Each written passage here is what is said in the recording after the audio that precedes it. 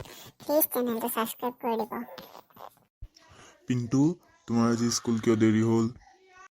Sir, মা আৰু দেউতা কাজিয়া কৰি আছিলে। তাতে তোমাৰ দেৰি হ'ব লগা কি আছে? ছাৰ, মানে মোৰ স্কুলৰ জোতা এটা মাৰ হাতত আছিল আৰু এটা দেউতাৰ হাতত আছিল। আৰু পিংকি, তোমাৰ কিয় দেৰি হ'ল? ছাৰ, ৰাস্তাত থকা চাইনবৰ্ডটোৰ কাৰণে মোৰ দেৰি হৈ গ'ল। চাইনবৰ্ডটোৰ কাৰণে আকৌ তোমাৰ কিয় দেৰি হ'ল? ছাৰ, মানে তাতে লিখা আছিল আগতে স্কুল আছে, লাহে লাহে যাব। এতিয়া মই প্ৰশ্ন কেইটামান সুধিম, তোমালোকে উত্তৰ দিবা। প্ৰথম প্ৰশ্নটো পিণ্টুৱে কোৱা, টেন্স কিমান প্ৰকাৰৰ থাকে? Sir,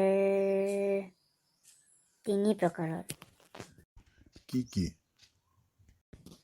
sir, past tense, present tense আৰু ফিউচাৰ টেন্স। উদাহৰণ দিয়া। ছাৰ, উদাহৰণ মানে ছাৰ, কালি আপোনাৰ ছোৱালীক চাইছিলোঁ, এইটো হৈছে পাষ্ট টেন্স। আজি ভাল পাওঁ, এইটো হৈছে প্ৰেজেণ্ট টেন্স। কালি পলাই লৈ যাম, এইটো ফিউচাৰ টেন্স। ছাৰ, কি ক'লা? ছাৰ, এক্সাম্পলহে দিব ক'লে আপুনি, এক্সাম্পলহে দিছোঁ। মানুহৰ অৰ্থ কি মানুহ শব্দটোৰ? ছাৰ, নাজানো। মানুহ মানে হৈছে যি আনৰ কামত আহে, বেলেগৰ কামত আহে। ছাৰ, কিন্তু এক্সামৰ সময়ততো না আপুনি মানুহ হৈ থাকে আৰু না বেলেগক মানুহ হ'ব দিয়ে।